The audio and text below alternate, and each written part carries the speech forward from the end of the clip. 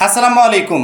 জাতীয় বিশ্ববিদ্যালয়ের প্রথম মেধা তালিকার রেজাল্ট প্রকাশের পর শিক্ষার্থীরা এখন অপেক্ষায় আছে দ্বিতীয় মেধা তালিকার রেজাল্ট কবে প্রকাশ পাবে। কারণ কি, প্রথম মেধা তালিকায় যাদের রেজাল্ট প্রকাশ পেয়েছে এই শিক্ষার্থীরা অনেকে তাদের পছন্দের সাবজেক্টটা পায় নাই। সেক্ষেত্রে তারা সাবজেক্ট পরিবর্তনের জন্য ইয়েস অপশনে ক্লিক করে পরবর্তীতে আবেদন ফর্মটা পূরণ করছে।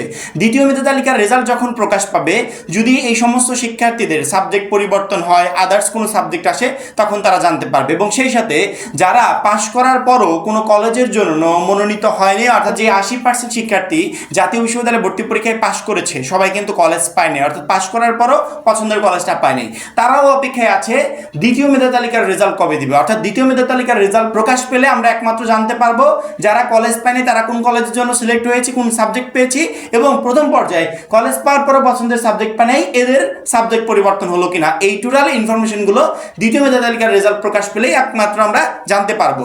এই জন্য প্রত্যেকটা শিক্ষার্থী বারবার করে প্রশ্ন করছে, ভাইয়া জাতীয় বিশ্ববিদ্যালয়ের কর্তৃপক্ষ এই বিষয়ে কোনো আপডেট দিয়েছে কিনা। হ্যাঁ, আপডেট দিয়েছে, আজকেই দিয়েছে। তারা একটা ইঙ্গিত দিয়ে দিয়েছে যে জাতীয় বিশ্ববিদ্যালয়ে এই দ্বিতীয় মেধা তালিকার রেজাল্ট আসলে কবে নাগাদ প্রকাশ পাবে।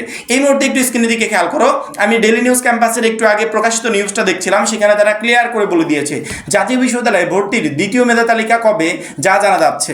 নিচে একটু খেয়াল করে দেখো, প্রথম মেধা তালিকায় স্থানপ্রাপ্ত শিক্ষার্থীদের ভর্তি কার্যক্রম শেষ হলে দ্বিতীয় মেধা তালিকা প্রকাশ করা হবে বলে জানিয়েছেন জাতীয় বিশ্ববিদ্যালয়ের স্কুল অফ আন্ডার গ্রাজুয়েট স্টাডিজের ডিন ডাক্তার মোহাম্মদ আশিক কবির চৌধুরী। 2025-26 শিক্ষাবর্ষে স্নাতক প্রথম বর্ষ ভর্তি পরীক্ষায় উত্তীর্ণ পরীক্ষার্থীদের জন্য ফর্ম পূরণ কার্যক্রম মঙ্গলবার 5 মে থেকে শুরু হচ্ছে।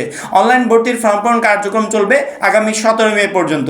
Doctor Mohammad Ashiq Kabir Chowdhury the daily ক্যাম্পাসকে বলেন, উত্তীর্ণ শিক্ষার্থীদের 17 মে থেকে ভর্তির ফর্ম ডাউনলোড করে সংশ্লিষ্ট কলেজের সাথে যোগাযোগ করে ভর্তি প্রক্রিয়া সম্পন্ন করার জন্য নির্দেশ প্রদান করা হলো। তাদের ভর্তি কার্যক্রম শেষ হলে দ্বিতীয় মেধা তালিকা প্রকাশ করা হবে। ঈদের ছুটির আগেই শুরু করার চিন্তা রয়েছে আমাদের। অর্থাৎ তারা যে বিষয়টা বলছে যে প্রথম মেধা তালিকার যে রেজাল্ট প্রকাশ পেয়েছে, এই প্রকাশিত রেজাল্টে যারা তাদের পছন্দের কলেজটা পেয়েছে, 1 নম্বর সাবজেক্টটা পেয়েছে, এর ভিতর যে সমস্ত শিক্ষার্থীরা উক্ত কলেজে উক্ত সাবজেক্টে ভর্তি হওয়ার জন্য চিন্তা ভাবনা করেছে, তাদের কিন্তু কার্যক্রম অলরেডি শুরু হয়ে গেছে। অর্থাৎ অনলাইনে তারা ফর্ম পূরণ করছে, সেই ফর্মটা প্রিন্ট করছে, পরবর্তীতে এই চূড়ান্ত ফর্মের সাথে তারা টাকা অ্যাডজাস্ট করে আদার্স ডকুমেন্টসগুলো অ্যাড করে তারা কি করবে, চূড়ান্তভাবে ভর্তি হয়ে যাবে।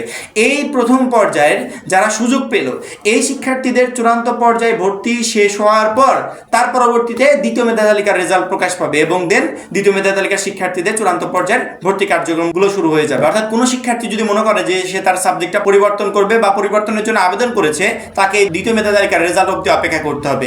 কেউ যদি মনে করে প্রথম পর্যায়ে কলেজ পায় নাই, আমার দ্বিতীয় পর্যায়ে এখন একটা কলেজ পাওয়া খুবই জরুরি, তাকেও এই দ্বিতীয় মেধা তালিকা পর্যন্ত অপেক্ষা করতে হবে। অর্থাৎ পরবর্তী যে কোনো আপডেটের জন্য বা যে কোনো রেজাল্টের জন্য তোমাকে দ্বিতীয় মেধা তালিকার রেজাল্ট প্রকাশ অবধি অপেক্ষা করতে হবে, যে রেজাল্টটা আমাদের প্রকাশ পাবে প্রথম পর্যায়ের আবেদন প্রক্রিয়াগুলো টোটালি সবকিছু কমপ্লিট হয়ে যাবে তার পরবর্তীতে। এবং তারা বলে দিয়েছে যে আমরা চেষ্টা করছি ঈদের আগে প্রকাশের একটা চিন্তা ভাবনা রয়েছে, সেক্ষেত্রে ঈদের আগে হয়তো বা প্রকাশ পেলেও পেয়ে যেতে পারে। এবং আমরা সবসময় জাতীয় বিশ্ববিদ্যালয় কর্তৃপক্ষের ওয়েবসাইটের উপর নজর রাখছি, যখনই তারা অ্যাকুরেট একটা ডেট প্রকাশ করবে, ইঙ্গিত দিয়েছে, অ্যাকুরেট ডেট দেয় নাই, ইঙ্গিত দিয়েছে যে আমরা এরকম সময় নাগাদ প্রকাশ করতে পারি।